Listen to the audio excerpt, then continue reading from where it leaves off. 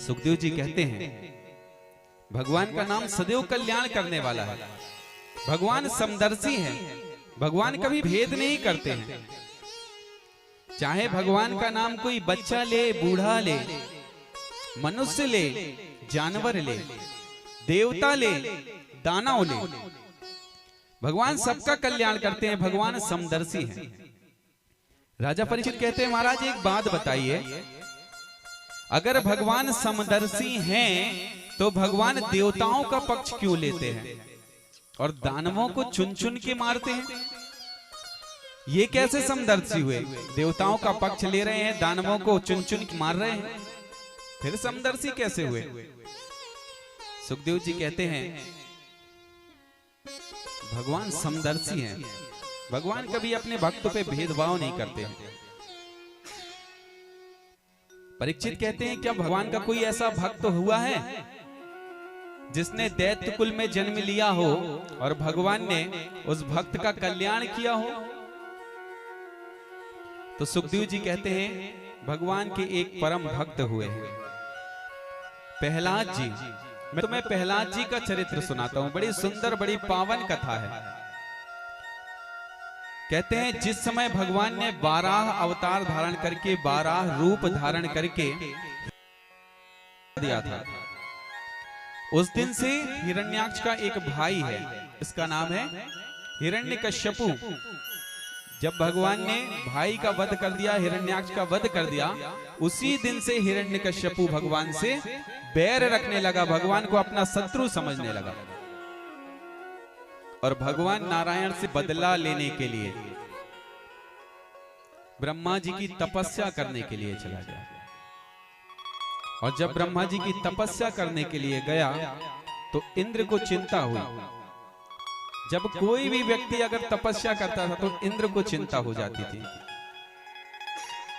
कहीं ये तपस्या करके भगवान से इंद्रासन ना मांग ले। तो हिरण्यकश्यपु की जो पत्नी थी, नाम था कयाधु, वो गर्भवती थी। इंद्र ने सोचा कि ये दैत्य हमें बड़ा परेशान करते हैं और इसकी पत्नी के गर्भ में एक बालक पल रहा है, जीव पल रहा है, ये भी जन्म लेगा, ये भी बड़ा होके भयानक दैत्य बनेगा और जब बड़ा होगा तो हमें परेशान कर देगा। एक काम करते हैं, हिरण्यकश्यपु तपस्या करने के लिए गया है, मैं इसकी पत्नी को ही मार देता हूं। ना पुत्र जन्म लेगा, ना ये बड़ा होगा, ना शक्तियां प्राप्त करके हमें परेशान करेगा। इंद्र ने कयाधु का हरण करके ले गया। रास्ते में नारद जी मिल गए, बोले इंद्र ये क्या कर रहे हो, ये देवी जी को कहां ले जा रहे हो? बताया हिरण्यकश्यपु तपस्या करने के लिए गया है और ये उसकी पत्नी कयाधु है, इसके गर्भ में इसका पुत्र पल रहा है, ये बड़ा होगा हमें परेशान करेगा, इसलिए मैं इसे मार दूंगा। नारद जी ने कहा अरे इससे कोई दैत्य नहीं, भगवान का परम भक्त जन्म लेगा, इसे छोड़ दो। इंद्र वहीं छोड़ के कयाधु को चला गया। कहते हैं नारद जी ने कयाधु को अपने आश्रम में रखा और भगवान की बड़ी सुंदर सुंदर कथाएं कयाधु को सुनाई। और जब कयाधु को कथा सुनाई तो गर्भ में प्रहलाद जी महाराज थे। मां के गर्भ में ही प्रहलाद जी महाराज ने भगवान के अनेक अनेक चरित्रों का श्रवण किया, अनेक अनेक नामों का श्रवण किया, अनेक अनेक लीलाओं का श्रवण किया और गर्भ में ही प्रहलाद जी भगवान के भक्त हो गए। इधर हिरण्यकश्यपु ने ब्रह्मा जी की तपस्या किया। जब ब्रह्मा जी प्रकट हुए, कहा हिरण्यकश्यपु वरदान मांगो। तो हिरण्यकश्यपु ने वरदान मांगा, कहा मुझे अमर कर दो। ब्रह्मा जी ने कहा अमर तो हम भी नहीं है, एक दिन हमें भी मरना पड़ता है, जब हमें भी मरना पड़ता है, हम अमर नहीं है तो हम तुम्हें अमरता का वरदान कैसे दे देंगे? कहा कोई दूसरा वरदान मांगो। हिरण्यकश्यपु ने अपना दिमाग दौड़ाया, बोले महाराज एक काम कीजिए, अमरता का वरदान नहीं दे सकते तो दूसरा वरदान दो। बोले कौन सा? बोले वरदान दे दो कि ना दिन में मरूं ना रात में मरूं, बोले तथास्तु। बोले ना अस्त्र से मरूं ना शस्त्र से मरूं। ब्रह्मा जी ने कहा तथास्तु। ना देवताओं से मरूं ना दानवों से मरूं, तथास्तु। ना पृथ्वी में मरूं ना आकाश में मरूं, ना दिन में मरूं ना रात में मरूं, ना भीतर मरूं ना बाहर मरूं, ना ऊपर मरूं ना नीचे मरूं, ना अंदर मरूं ना बाहर मरूं, ना इंसान से मरूं ना जानवर से मरूं। अनेक अनेक प्रकार के वरदान मांग लिया, यहां तक कि मांग लिया कि 12 महीने में ब्रह्मा जी आपकी बनाई हुई सृष्टि में किसी के हाथों ना मरूं। ब्रह्मा जी ने कहा तथास्तु। ब्रह्मा जी वरदान देके चले गए और हिरण्यकश्यपु वापस आ गया। जब वापस आया तो कयाधु के गर्भ से प्रहलाद जी का जन्म हुआ। हिरण्यकश्यपु ने वरदान प्राप्त कर लिया, नारायण से बैर रखता था, तो जितनी भी पूजा पाठ भगवान नारायण की राज्य में होती थी, हिरण्यकश्यपु ने सारी पूजन पाठ बंद करवा दिया और कहा आज से इस राज्य में कोई भी मेरे शत्रु नारायण का पूजा पाठ नहीं करेगा। जिसे भी पूजन करना है तो मेरी पूजा करो, मैं भगवान हूं। पूजन करना है तो भगवान हिरण्यकश्यपु की करो। और आज से जितने गुरुकुल हैं, जितने आश्रम हैं, सारे बंद। अब हम विद्यालय खोल रहे हैं जिसका नाम होगा हिरण्यकश्यपु दैत्य शिक्षा प्रसार विश्वविद्यालय। और कह दिया इतने भी बच्चे हैं इनको हमारे विश्वविद्यालय में एडमिशन करवाओ, हमारे पाठशाला में एडमिट करवाओ और वहां पे भगवान की भक्ति नहीं दैत्य विद्या इन बालकों को सिखाओ। प्रहलाद जी को भी कहा इन्हें भी लेकर जाकर इन्हें भी दैत्य विद्या सिखाओ। तो विद्यालय खुलवा दिया। वहां पे 2 गुरुजी थे, शुक्राचार्य के पुत्र संड और अमर, संडा अमर। दोनों से कहा प्रहलाद जी को ले जाकर सारे बालकों के साथ में दैत्य विद्या सिखाओ। लेकिन प्रहलाद जी तो नारद जी ने जो कथा सुनाए थे, जो चरित्र सुनाए थे, भगवान की लीला सुन के गर्भ में ही भगवान के भक्त हो गए थे। अब गुरुकुल में सारे बालकों को दैत्य विद्या सिखाई जाने लगी। एक दिन गुरुजी कहीं गए हुए थे, बालक खेल में लग गए, कहने लगे आज हम एक खेल खेलते हैं। बोले कौन सा खेल? सारे बालकों ने कहा हम आंख मिचोली खेलेंगे। किसी एक की आंख में पट्टी बांधेंगे और वो हम सबको ढूंढेगा, हम छिपेंगे। प्रहलाद जी ने कहा आंख मिचोली, ये तो बड़ा पुराना खेल हो गया, कुछ नया खेलते हैं। बोले कौन सा नया खेल? बोले जब भगवान सृष्टि की रचना करते हैं, सृष्टि का संहार कर देते हैं, तो सारे विश्व को अपने उदर में समा लेते हैं। और जब सृष्टि की रचना करते हैं तो एक एक को चुन चुन के निकाल के पुनः सृष्टि में जन्म देते हैं। जब भगवान नारायण हमें ढूंढ लेते हैं तो आज भगवान छिपे हुए हैं, हम सारे बालक मिलकर भगवान को ढूंढेंगे। तो बोले भगवान मिलेंगे कैसे? तो बोले भगवान का भजन करेंगे तब भगवान मिलेंगे। बोले भगवान का भजन कैसे करेंगे? तो बोले मैं तुम्हें बताता हूं भगवान का भजन कैसे करना है। पहले मैं भगवान का नाम लूंगा, मेरे पीछे पीछे तुम भी भगवान का नाम लेना। तो आज प्रहलाद जी भगवान का कीर्तन करने लगे। कहते हैं ओम नमो भगवते वासुदेवाय, ओम नमो भगवते वासुदेवाय, ओम नमो भगवते वासुदेवाय, ओम नमो भगवते वासुदेवाय। वासुदेवाय मेरो नंद नंदनाय, वासुदेवाय मेरो नंद नंदनाय, वासुदेवाय मेरो नंद नंदनाय, वासुदेवाय मेरो नंद नंदनाय। ओम नमो भगवते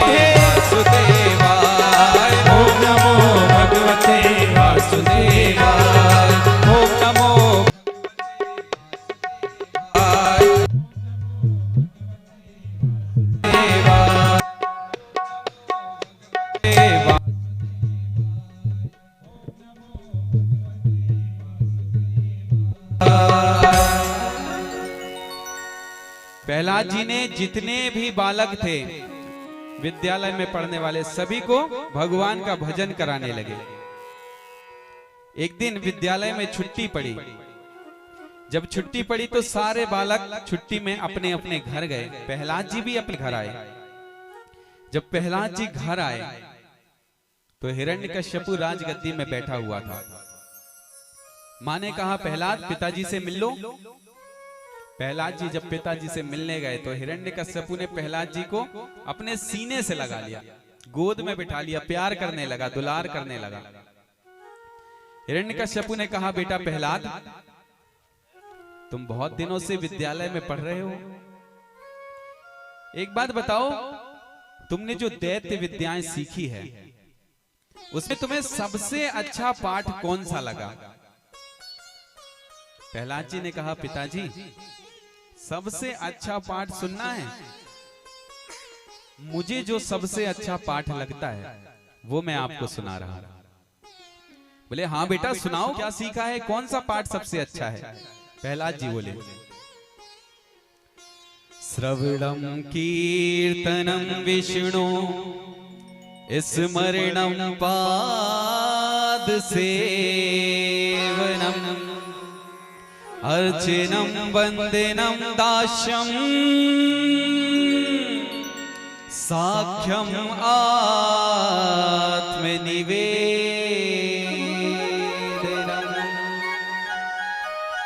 कहा, पिताजी सबसे अच्छा पाठ है कि भगवान का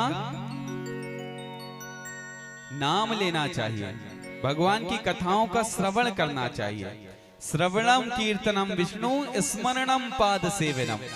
भगवान की कथाओं को सुनना चाहिए, भगवान के चरित्रों को सुनना चाहिए, और भगवान के जो चरित्र सुनते हैं उन चरित्रों को सुनकर, भगवान की कीर्तन को सुनकर उनका कीर्तन करना चाहिए, उनका उच्चारण करना चाहिए। और जिसका उच्चारण करते हैं, जिसका कीर्तन करते हैं, उसका घर में मनन करना चाहिए।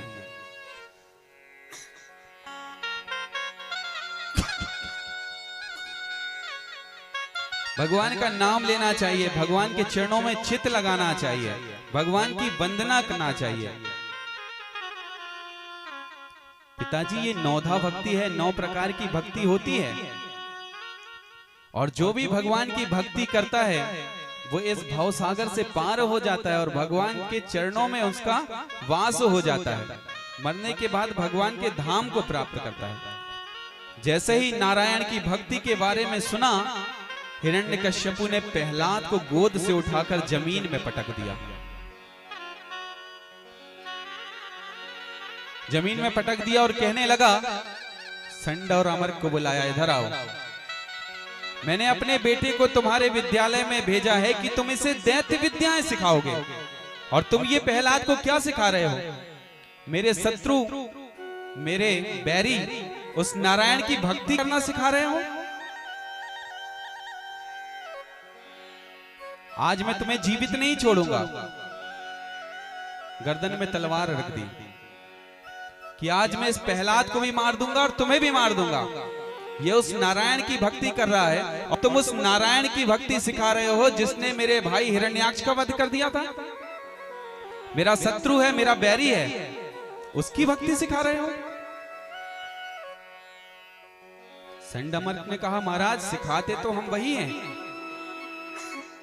जो आप कहते हो। आपने कहा कि गा यानी गणेश होता है, गा यानी गणेश पढ़ाना बंद कर दो। तो हमने गा से गणेश पढ़ाना बंद कर दिया महाराज, हम गा से गधा पढ़ाने लगे हैं। अब आप जैसा कहते हैं वैसे ही कर रहे हैं, लेकिन पता नहीं ये कहां से सीख कर आ जाता है। तो बोले, जब तुमने नहीं सिखाया तो ये कहां से सीख गया? तो बोले, महाराज किसी ने नहीं सिखाया, ये सीखा सिखाया आया है। बोले, सीखा सिखाया आया है? गोस्वामी तुलसीदास जी ने भी लिखे हैं, जो भगवान के भक्त होते हैं उन्हें सिखाने की जरूरत नहीं पड़ती।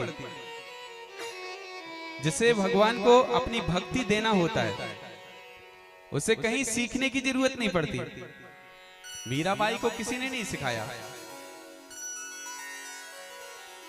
सूरदास को किसी ने नहीं सिखाया, पढ़े लिखे नहीं थे, लेकिन आज लोग उनके भजनों में, उनकी कविताओं पे पीएचडी करते हैं, शोध करते हैं, रिसर्च करते हैं। तो बोले महाराज हमने नहीं सिखाया, ये तो सीखा सिखाया आया। बोले कहां से सीख गया? तो बोले जिसको भगवान जिस पर कृपा करते हैं उसे सिखाने की जरूरत नहीं पड़ती। गोस्वामी तुलसीदास जी ने भी लिख दिया है, सोई जाने ही देहि देहि जनाए, सोई जाने ही देहि देहि जनाए, सोई जाने देहि देहि जनाए, सोई जाने ही देहि देहि जनाए, सोई जाने ही देहि जनाई, सोई जाने ही देहि और जानत तुम्हारी तुम्हारी होई जाए, जानत तुम्हारी तुम्हारी होई जाए, सोई जाने ही देहि जनाए, सोई जाने ही देहि जनाए। बोले महाराज इसे किसी ने सिखाया नहीं है, ये तो सीखा सिखाया आया है। हम तो दैत्य विद्या ही सिखाते हैं, लेकिन ये विद्यालय में जितने बालक हैं उनको भी भगवान की भक्ति सिखाता है। हिरण्यकश्यपु का दिमाग खराब हो गया, मेरा बेटा होकर मेरे शत्रु की भक्ति सिखाता है, मेरे शत्रु की भक्ति करता है। आदेश दे दिया, आज से इसका खाना पीना भोजन पानी सब बंद, कैद कर दो, सांपों के बीच में, सांपों वाले कमरे में ले जाकर इसे जेल खाने में बंद कर दो। सांप काटेंगे स्वयं मर जाएगा, इसका जीवित रहना ठीक नहीं है। अगर कहीं नारायण नाम का ये वायरस फैल गया तो ये छुआछूत की बीमारी है। एक को अगर लग गई तो एक से दूसरे में जाएगी, दूसरे से तीसरे में जाएगी। कोरोना से भी बड़ी बीमारी है ये नारायण नाम की बीमारी। कोरोना तो शांत हो गया, लेकिन अगर नारायण नाम की अगर बीमारी फैल गई तो सारे राज्य में फैल जाएगी। अभी केवल बीमारी प्रहलाद को लगी है, फिर ये बाकी के बालकों में भी जाएगी, फिर एक एक करके सारे नारायण के भक्त हो जाएंगे। इसलिए शुरुआत में ही इस प्रहलाद का अंत हिरण्यकश्यपु ने आदेश दे दिया, बोले इसे जेल खाने में डलवा दो, मरवा दो। अब सांपों वाले कमरे में बंद करवा दिया। फिर भी जाको राखे साइया तो मार सके ना कोई, बाल ना बाका कर सके, जो जग बैरी हो। संसार बैरी हो जाए, जिसकी रक्षा भगवान करते हैं उसे संसार में कोई नहीं मार सकता। जब सांपों ने नहीं मार सका तो कहा पर्वत से फेंकवा दो। पर्वत से फेंकवाया गया, फिर भी प्रहलाद जी नहीं मरे। तो बोले इसे विष पिलवा दो, विष पिलवाया गया, उससे भी प्रहलाद जी नहीं मरे। संडा मर का है, महाराज एक मौका और दीजिए। प्रहलाद को कोई कितनी भी गलती कर दे, सुधरने का एक मौका उसे देना चाहिए। महाराज एक मौका दीजिए, हम इसे फिर से दैत्य विद्या सिखाएंगे, बस एक मौका दे दीजिए।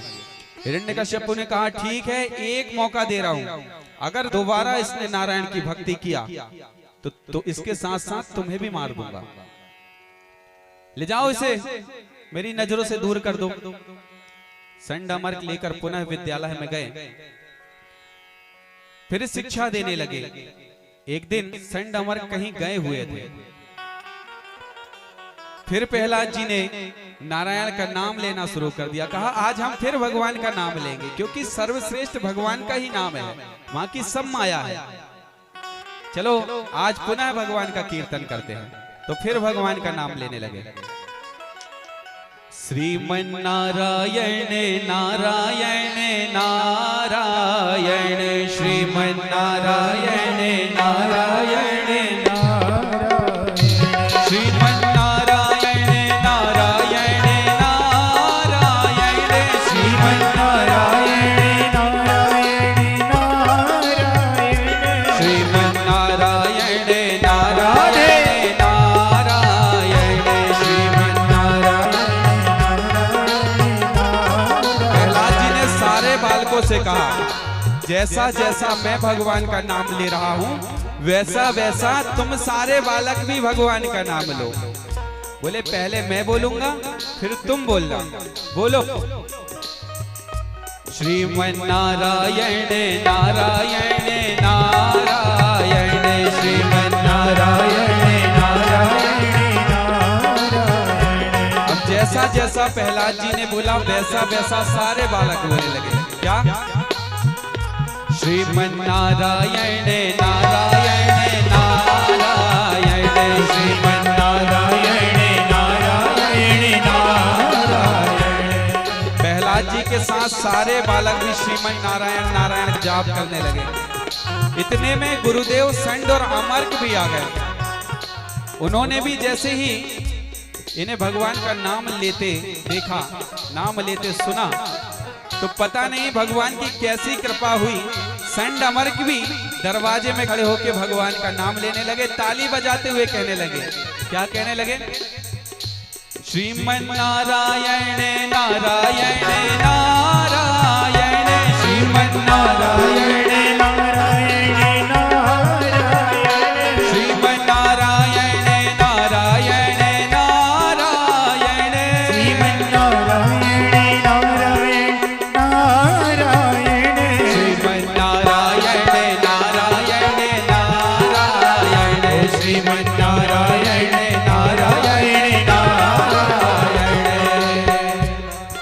अब संडामार्ग भी पहुंच गए और प्रहलाद जी के सारे साथीगण, सारे विद्यार्थी सारे मिलकर जोर जोर से नाच नाच कर, कूद कूद कर, ताली बजा बजा कर भगवान का नाम लेने लगे।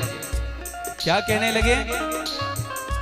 श्रीमन नारायण नारायण नारायण, श्रीमन नारायण नारायण नारायण, श्रीमन नारायण नारायण नारायण, श्रीमन नारायण नारायण नारायण, श्रीमन नारायण नारायण नारायण, श्रीमन नारायण नारायण नारायण, श्रीमन नारायण नारायण नारायण, श्रीमन नारायण नारायण नारायण, श्रीमन नारायण नारायण नारायण, श्रीमन नारायण नारायण नारायण। इधर सारे बालक गुरुदेव के साथ प्रहलाद जी भगवान नारायण का नाम ले आए थे। एक दिन हिरण्यकश्यपु के मन में उस दिन विचार आया कि चलकर देखना चाहिए हमारे विद्यालय में पढ़ाई लिखाई ठीक ठाक चल रही है नहीं चल रही है, उसका निरीक्षण करना चाहिए। आज देखकर आते हैं कि विद्यालय में क्या चल रहा है। हिरण्यकश्यपु विद्यालय का निरीक्षण करने के लिए चला और जब निरीक्षण करने के लिए विद्यालय में पहुंचा तो कान में कुछ ध्वनि सुनाई दी। क्या ध्वनि सुनाई दी? श्रीमन नारायण नारायण नारायण, श्रीमन नारायण नारायण नारायण, श्रीमन नारायण नारायण नारायण, श्रीमन नारायण नारायण नारायण, श्रीमन नारायण नारायण नारायण, श्रीमन नारायण नारायण नारायण। हिरण्यकश्यप को जैसे ही नारायण नारायण की आवाज सुनाई दी, हिरण्यकश्यप विद्यालय के अंदर पहुंच गया और जाकर देखा कि सारे बच्चे प्रहलाद के साथ में संड और अमर्क भी कह रहे थे, श्रीमन नारायण नारायण नारायण, श्रीमन नारायण नारायण नारायण, श्रीमन नारायण नारायण नारायण, श्रीमन नारायण नारायण नारायण, श्रीमन नारायण नारायण नारायण,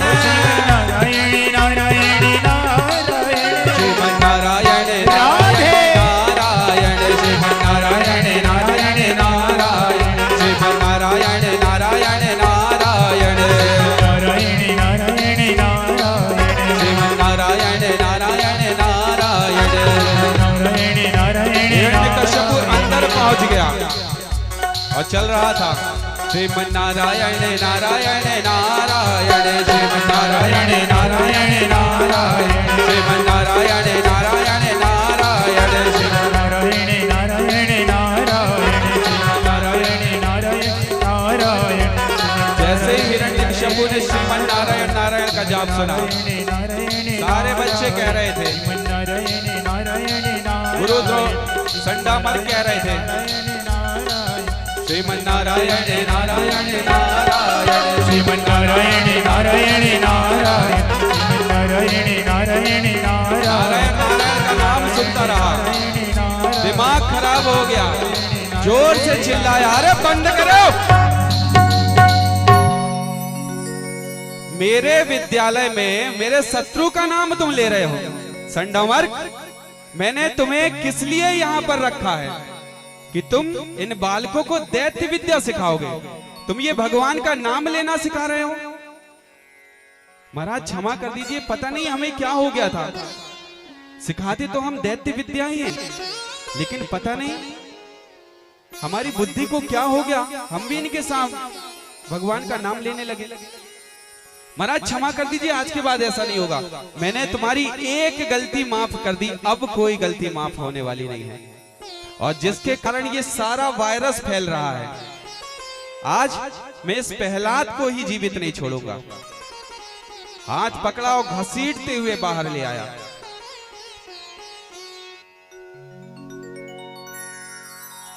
कहने लगा, प्रहलाद, मैंने तुझे बार बार मना किया कि वो नारायण तेरे चाचा मेरे भाई का शत्रु है, उसका नाम मत ले। अनेक बार समझाने पे भी तू नहीं माना, आज मैं तुझे जीवित नहीं छोड़ूंगा। कहा, बता, जिसका तू नाम लेता है वो नारायण कहां है? क्या आज तेरा नारायण तुझे बचाएगा? बुला तेरे नारायण को, कहां है तेरा नारायण? प्रहलाद जी ने कहा, पिताजी पूछ रहे हैं नारायण कहां है, ये पूछिए कि नारायण कहां नहीं है। पिताजी, कण कण में नारायण है, मुझ में भी नारायण है, आप में भी नारायण है। अरे हर जगह, हर वृक्ष में, हर डाली में, हर पत्ते में, आप जहां देखेंगे वहां नारायण है। नारायण सब जगह है। हिरण्यकश्यपु कहता है, सब जगह है तो क्या इस खंबे में भी तेरा नारायण है? पिताजी कहा ना, सब जगह नारायण है। ठीक है, अगर इस खंबे में भी नारायण है।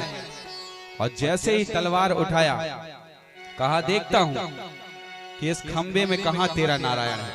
अपनी तलवार से जोरदार प्रहार उस खंबे में किया,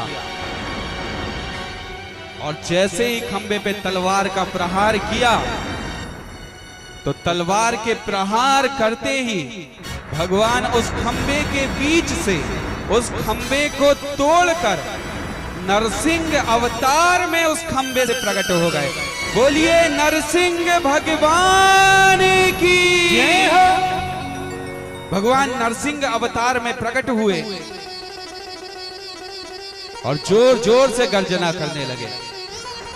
जैसे ही नरसिंह भगवान की गर्जना हिरण्यकश्यपु ने सुना, हिरण्यकश्यपु कांपने लगा, मौत का डर सताने लगा।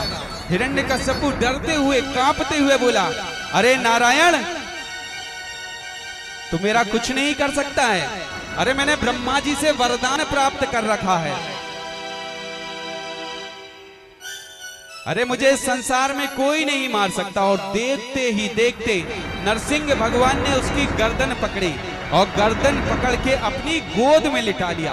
कहा, हिरण्यकश्यपु, मैं सब कुछ माफ कर सकता हूं, लेकिन कोई मेरे भक्त को परेशान करे, कोई मेरे भक्त को प्रताड़ित करे, मैं अपने भक्तों का कष्ट कभी सहन नहीं कर सकता हूं। तूने मुझसे बैर किया, मैंने तुझे माफ कर दिया। तूने मुझसे ईर्ष्या की, मैंने तुझे माफ कर दिया, लेकिन तूने मेरे भक्त को प्रताड़ित किया है, तूने मेरे भक्त को कष्ट दिया है। और जो मेरे भक्तों को सताता है, मेरे भक्तों को कष्ट देता है, मैं उन्हें कभी माफ नहीं करता हूं। आज मैं तुझे हिरण्यकश्यपु जीवित नहीं छोड़ने वाला हूं।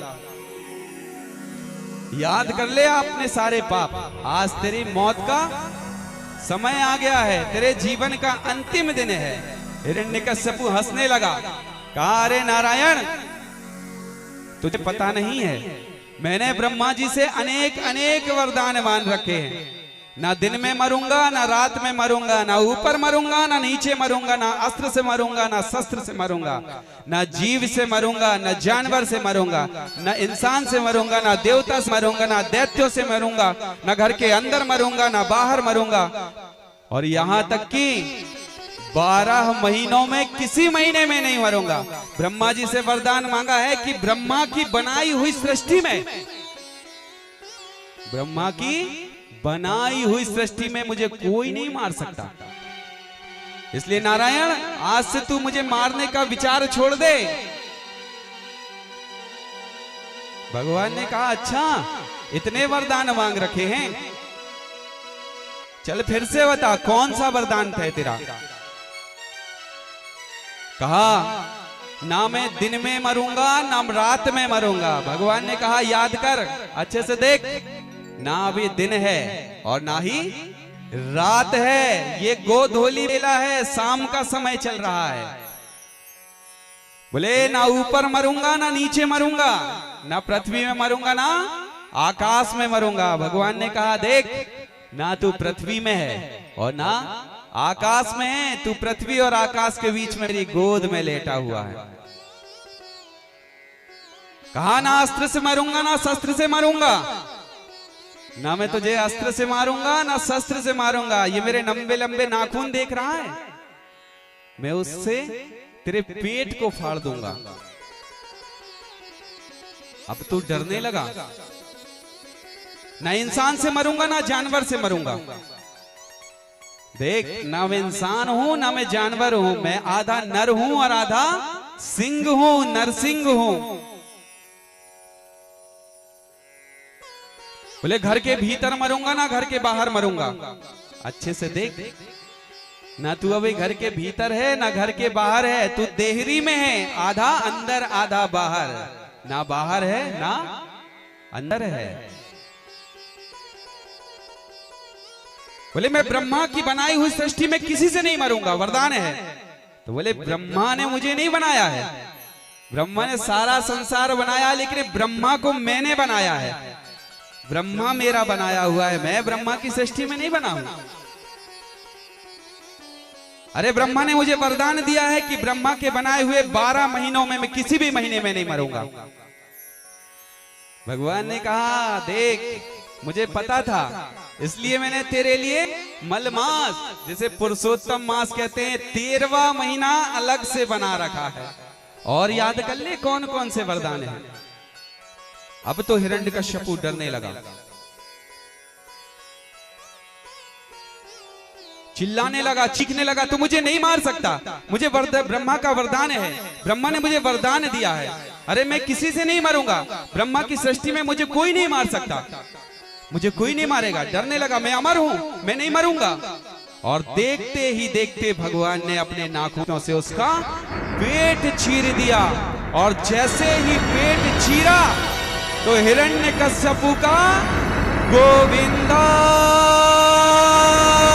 नमो नमः हो गया। बोलिए नरसिंह भगवान की। जैसे ही भगवान ने हिरण्यकश्यपु का पेट फाड़ा और उसकी अतड़ियां निकाल ली। आज नरसिंह भगवान बड़े क्रोध में हैं, दहाड़ रहे हैं, सिंह की तरह दहाड़ रहे हैं। क्यों? क्योंकि इस हिरण्यकश्यपु ने भगवान के भक्त को प्रताड़ित किया है, भगवान के भक्त को कष्ट दिया है। और भगवान अपने भक्तों का कष्ट, भक्तों की प्रताड़ना कभी सहन नहीं कर सकते। भगवान बड़े क्रोधित हैं। हिरण्यकश्यपु की अतड़ियों को निकालकर अपने ऊपर डाल रहे हैं, जोर जोर से गर्जना कर रहे हैं, चिंगाड़ रहे हैं। आज सारे देवी देवता भगवान का दर्शन करने के लिए आए हैं। भगवान दहाड़ रहे हैं। सारे देवी देवता सोचने लगे भगवान का क्रोध कैसे शांत करेंगे, भगवान कैसे शांत होंगे। किसी की भी हिम्मत नहीं पड़ रही है कि भगवान के सामने जाकर खड़े हो जाएं, क्योंकि भगवान बड़े क्रोधित हैं, जोर जोर से दहाड़ रहे हैं। सबने सोचा माता महालक्ष्मी भगवान की प्राण प्रिया है, भगवान विष्णु माता लक्ष्मी से बहुत प्रेम करते हैं, तो हो ना हो माता लक्ष्मी भगवान का क्रोध शांत करती है। माता लक्ष्मी को बुलाया गया, मां भगवान बड़े क्रोधित हैं, आप ही जाकर भगवान को शांत कीजिए। माता लक्ष्मी पूजन की थाली लेकर आई और जैसे ही भगवान का विकराल स्वरूप देखा, माता लक्ष्मी के हाथ से थाली छूट गई। माता लक्ष्मी ने कहा, ये मेरे प्रभु मेरे स्वामी नहीं हो सकते, क्योंकि मैंने अपने स्वामी का ऐसा रूप कभी नहीं देखा। इतना भयानक रूप, इतना विकराल रूप, ये मेरे स्वामी नहीं हो सकते, क्योंकि मेरे स्वामी, मेरे पति तो, उनका रूप कैसा है? शांताकारं भुजगसेनं पद्मनाभं सुरेशं विश्वाधारं गगनसदृशं मेघवर्णं शुभांगं लक्ष्मीकान्तं कमलनयनं योगिभिर्ध्यानार्गम्यं वन्दे विष्णु भवभयहरणं सर्वलोकैकनाथं। ये मेरे भगवान नहीं हो सकते, मेरे प्रभु, मेरे स्वामी तो शांताकारं भुजगसेनं, शांताकृति वाले हैं, शांताकार हैं, शांताकारम है। माता लक्ष्मी भी अपनी पूजन की थाली पटक कर वहीं भाग गई। अब सारे देवताओं ने सोचा, जब माता लक्ष्मी भगवान का क्रोध शांत नहीं कर सकी, तो इस संसार में और कोई भगवान का क्रोध शांत नहीं कर सकता है। तब सभी ने विचार किया कि जिसके लिए भगवान क्रोधित हैं, जिसके कष्ट के कारण, जिसके दुख के कारण भगवान क्रोधित हैं, प्रहलाद को ही भगवान के सामने भेजना चाहिए। तो आज सभी ने प्रहलाद जी को भगवान के सामने भेजा। प्रहलाद जी गए, भगवान के चरण पकड़ लिए और बड़ी सुंदर भगवान के सामने प्रहलाद जी ने भगवान की स्तुति करी।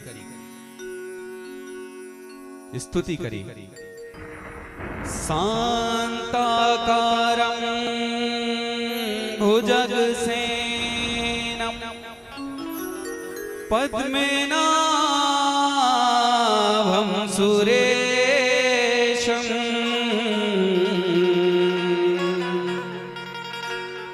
विश्वाधारं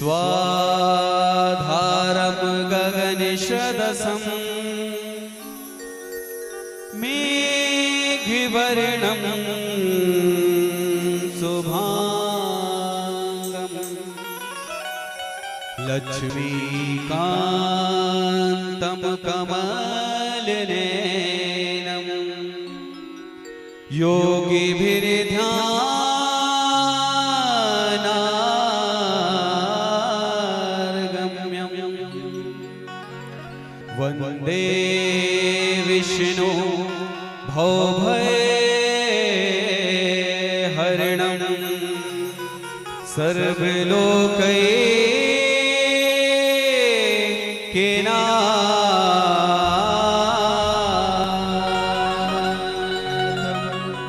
प्रभु शांत हो जाइए, प्रभु अपने क्रोध को त्याग दीजिए।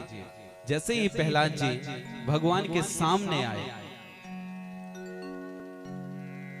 तो भगवान नरसिंह प्रहलाद को इस तरह से चूमने चाटने लगे, जिस तरह कोई गौ माता अपने नवजात बछड़े को चूमती चाटती है। आज भगवान ने प्रहलाद जी से क्षमा मांगी, कहा प्रहलाद मुझे क्षमा कर दो। प्रहलाद जी ने कहा प्रभु आप मुझसे क्षमा मांग रहे हैं? हाँ प्रहलाद मुझे क्षमा कर दो। इस हिरण्यकश्यपु ने तुम्हारे ऊपर कितना अत्याचार किए, तुम्हें कितना कष्ट दिया। प्रहलाद मैंने आने में बहुत देर कर दी, बेटा मुझे क्षमा कर दो।